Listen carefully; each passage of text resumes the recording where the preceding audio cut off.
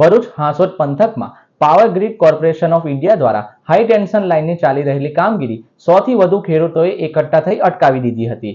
એને ભારે વિરોધ નોંધાયો હતો, જેના પગલે પોલીસ પણ ઘટના સ્થળે દોડી આવી હતી.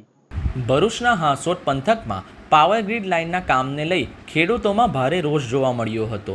ઇલાવ ગામ સહિતના વિસ્તારમાં ચાલી રહેલી કામગીરી સામે 100 થી વધુ ખેડૂતો એકઠા થઈ વિરોધ નોંધાવ્યો અને કામ તાત્કાલિક બંધ કરાવ્યું. ખેડૂતોનું કહેવું છે કે પાવર ગ્રીડ લાઇન માટે લેવામાં આવતી જમીનનું યોગ્ય વળતર આપવામાં આવ્યું નથી. આ મુદ્દે અનેક વખત રજૂઆત છતાં યોગ્ય નિરાકરણ ન મળતા ખેડૂતો રસ્તા પર ઉતર્યા હતા. ખેડૂતોના વિરોધને કારણે કામગીરી અટકાવી દેવામાં આવી હતી. વિરોધ વધતા પરિસ્થિતિ તંગ બની હતી, જેને પગલે પોલીસ કાફલો સ્થળ પર દોડી આવ્યો હતો અને સ્થિતિને કાબૂમાં લેવાનો પ્રયત્ન હાથ ધર્યા હતા.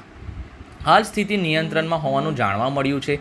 ખેડૂતોનું કહેવું છે કે સરકાર સમાન હક્કોની વાત કરે છે તો જમીન ગુમાવનાર ખેડૂતોને પણ સન્માન અને યોગ્ય વળતર મળવું જોઈએ. તેઓએ વળતર અંગે પારદર્શક નીતિ લાવવા અને યોગ્ય રીતે ચૂકવણી કરવાની માંગણી કરી છે. રાજ્યના અન્ય જિલ્લાઓમાં સમાન પ્રોજેક્ટ માટે વધુ યોગ્ય વળતર આપવામાં આવ્યું છે, જ્યારે ભરૂચમાં તે જ માપદંડો લાગુ કરવામાં આવતા નથી. આ કારણે નીતિ અને અમલ વચ્ચે અસંગતતા હોવાનો આક્ષેપ કરવામાં આવી રહ્યો છે. જ્યાં સુધી ખેડૂતોની માંગ ન સંતોષાય ત્યાં સુધી કામગીરી બંધ કરવાનો ખેડૂતોએ હુંકાર વ્યક્ત કર્યો છે. 7 એપ્રિલ 2026ના રોજ આજે અહીંયા ખેડૂત સમાજ, ખેડૂત લોકો બધા ઇલાવ ગામની અંદર જે હાઈ ટેન્શન લાઇનનું કામ ચાલી રહેલું છે ત્યાં ઇલાવ અને આજુબાજુના ગામના ખેડૂતો એકત્રિત થયા છે. આમ તો ખેડૂતને જગતનો તાત કહેવામાં આવે છે, પરંતુ હાલની પરિસ્થિતિ જોતાં ખેડૂત એ જગતનો તાત નથી રહ્યો, પણ જગતથી ત્રાસી ગયેલો ખેડૂત બની ગયેલો છે. કારણ કે વળતર નથી, મળતર નથી અને વળતર પણ નથી.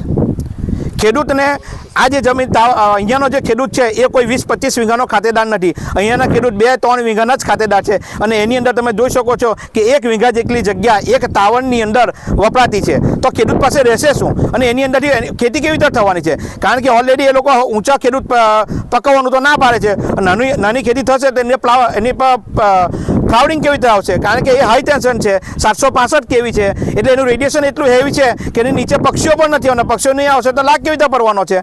જેથી આ જે જમીન છે એ સંપાદન એ લોકોએ કરી છે અને એટલે અમારી માંગ એ છે કે એગ્રીકલ્ચરની જમીન છે, આ બરાબર છે, એ એગ્રીકલ્ચરની જમીનની અંદર આ લોકો આવક આધારિત એક ટાવર ઊભો કરે છે. તો અમારી માંગ છે કે ગુજરાતની અંદર આ લોકો સમાન સિવિલ કોડ જેવો એક કોડ દાખલ કરતા હોય છે તો પછી આખા ગુજરાતની અંદર સમાન વળતર મળવું જોઈએ. અહીં હાંસોદ તાલુકાના અલગ અલગ ગામોમાંથી ઉપસ્થિત બધા જ તમામ અસરગ્રસ્ત ખેડૂતો છે અને પાવર ગ્રીડ કંપની દ્વારા જે અહીં લાઈન નંખાઈ રહેલી છે એના વિરોધ માટે ભેગા થયા છે.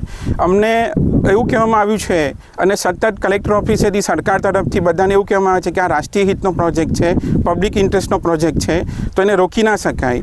અમે વિકાસના કે આ લાઇનના વિરોધી નથી, અમે એનો વિરોધ નથી કરી રહ્યા. અમારો મૂળ પ્રશ્ન એ છે કે અમને વળતર નથી આપી રહ્યા. વળતર આપે છે તો એવું આપે છે કે જાણે પાણીના ભાવે જમીન લેવી છે એ લોકોને. અને રાષ્ટ્રીય હિત જો ખેડૂતને લાગુ પડતો હોય તો અન્ય કંપની જે એ લોકોને સપ્લાય કરે છે, જેમ ખેડૂત એ લોકોને જમીન આપે છે તેમ અન્ય કંપની એ લોકોને બધું મટીરિયલ આપે છે, તો એ મટીરિયલ એ લોકો માર્કેટ ભાવથી આપે છે અને ખેડૂત પાસેથી જ જમીન એ લોકો સસ્તી જોઈએ છે. મૂળ પ્રશ્ન એ છે કે જ્યાં જમીન જ નહીં હોય તો એ ટાવર ઊભો નથી થવાનો. એટલે બેઝિક વસ્તુ જમીન છે. જમીન હશે તો જ ટાવર ઊભો થશે, નહીં તો ટાવર ઊભો નહીં થઈ શકે. અને અત્યારે કોઈ પણ જગ્યાએ રૂરલ ગમે તેવા અંતરિયાળ વિસ્તારમાં પણ જાઓ તો ત્યાં લગભગ 25 થી 30 લાખે વીંઘું વેચાય છે. અને આનાથી માનો સ્ટેટ લેવલ પર આપણે સ્ટેટ હાઈવે પર જઈએ છીએ કે આપણે અંદર ગામડાના રોડ પર જઈએ છીએ, ત્યાં બી 50 થી 60 લાખ રૂપિયા વીંઘાના અત્યારે બજાર ભાવ ચાલી રહેલા છે.